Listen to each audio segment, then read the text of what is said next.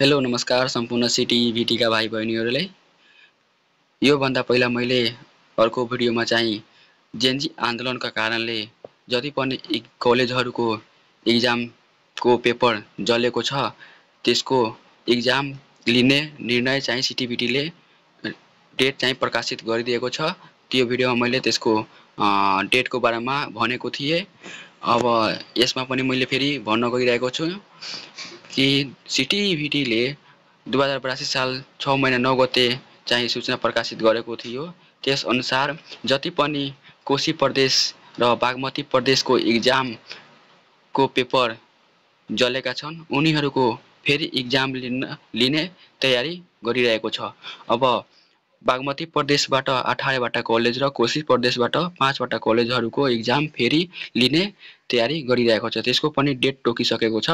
2082 साल 8 महिना 4 गते चाहिँ देखि उनीहरूको रिएक्जामको लिने तयारी गरिरहेको छ। आज म तपाईहरुलाई यस भिडियोमा अब बागमती प्रदेशबाट 18वटा कलेज कुन कुन हो र कोशी प्रदेशबाट 5वटा कलेज कुन कुन हो त्यसको बारेमा म डिटेल भन्न गइरहेको छु। सो तपाईहरु यस च्यानलमा नयाँ हुनुहुन्छ भने लाइक गर्नुहोला, सब्स्क्राइब गर्नुहोस् र सिटिभिटीलाई के भन्न चाहनुहुन्छ त्यसको विरुद्धलाई कमेन्ट पनि गर्नुहोला। हस्, धेरै ढिला नगरिकन म आफ्नो भिडियोतिर लाग्छु। नष्ट भएका उत्तर पुस्तिकाहरूको विस्तृत विवरण चाहिँ यस प्रकारको छ। सबभन्दा पहिला म तपाईहरुलाई कोशी प्रदेश कार्यालय अन्तर्गतका परीक्षा केन्द्रहरूको बारेमा भन्न गइरहेको छु। अब कोशी प्रदेशमा चाहिँ 5वटा कलेजहरूको एक्जाम पेपर चाहिँ जलेर नष्ट भएको छ।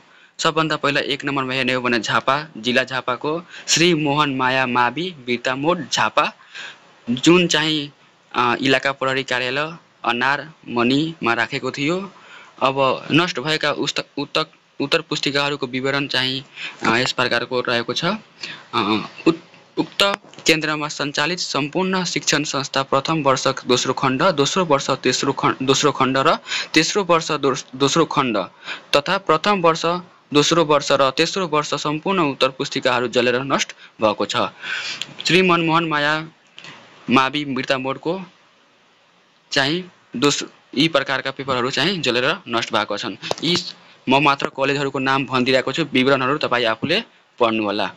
अब 2 नम्बरमा हेर्ने हो भने झापाकै श्री ढुकुर पानी मावि वीरता मोड झापा, जुन चाहिँ इलाका प्रहरी कार्यालय दमकमा राखेको थियो पेपरहरू। 3 नम्बरमा हेर्ने हो भने झापाकै हो श्री वीर अमर सिंह मावि वीरता मोड झापा, जुन चाहिँ इलाका प्रहरी कार्यालय अनारमणिमा राखेको थियो। विवरणहरू चाहिँ आफूले पढ्नु होला। सुनसरी 4 नम्बरमा सुनसरी श्री राष्ट्रिय मावि इटहरी सुनसरी, जुन चाहिँ इलाका प्रहरी कार्यालय इटहरीमा राखेको थियो, जहाँ आग लागो भएर उहाँहरूको पेपर चाहिँ जलेर नष्ट भएको छ। 5 नम्बरमा हेर्ने हो भने सुनसरीकै श्री कञ्चन महादेव मावि इटहरी इलाका प्रहरी कार्यालय इटहरीमा राखेको थियो, जुन चाहिँ आग लागि भएर पेपरहरू जलेर नष्ट भएको छ। तपाईहरु कोशी प्रदेशका 5वटा चाहिँ यी कलेजहरू हुन्। तपाईहरु आफ्नो कलेज अनुसार आफ्नो आफ्नो विवरण पढेर सम्झन सक्नुहुन्छ कि कति कुन फ्याकल्टीहरूको कुन इयरहरूको पेपर चाहिँ जलेर नष्ट भएको छ। सो अब हामी चाहिँ बागमती प्रदेशतिर लाग्छौँ। बागमती प्रदेश कार्यालय अन्तर्गतका परीक्षा केन्द्रहरू 1 नम्बरमा भक्तपुर बागेश्वरी माध्यमिक विद्यालय आगजनी भएको कार्यालय जगाती। आफ्नो चाहिँ विवरण नष्ट भएका उत्तर पुस्तिकाहरूको विवरण चाहिँ आफैले पढ्नु होला। 2 नम्बरमा हेर्ने हो भने ललितपुर शङ्खरापुर एकेडमी सातदो बाटो ललितपुर, जुन चाहिँ सातदो बाटोमा राखेको थियो। 3 नम्बरमा ललितपुर फुलचौकी माध्यमिक विद्यालय ठैब ललितपुर बाडे गाउँमा चाहिँ त्यसको पेपरहरू राखेको थियो ललितपुर। 4 नम्बरमा ललितपुर लुबु माध्यमिक विद्यालय लुबु ललितपुर। 5 नम्बरमा ललितपुर B&B मेडिकल इन्स्टिट्युट सातदो बाटोमा चाहिँ त्यसको पेपरहरू राखेको थियो। 6 नम्बरमा हेर्ने हो भने काठमाडौँ शङ्खरापुर बहुप्राविधिक शिक्षालय।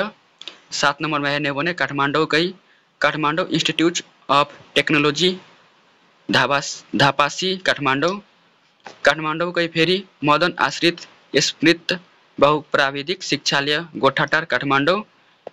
9 नम्बरमा हेर्ने हो भने काठमाडौँकै फेरि Vinayak college of health science गौशाला काठमाडौँ। 10 नम्बरमा काठमाडौँकै फेरि शहीद स्मारक जन स्वास्थ्य सहकारी संस्था सिफल काठमाडौँ। 11 नम्बरमा हेर्ने भने काठमाडौँकै फेरि Nepal institute of health science Jorpati. 12 नम्बरमा हेर्ने हो भने काठमाडौँकै फेरि जन प्रभात माध्यमिक विद्यालय कालीमाटी काठमाडौँ।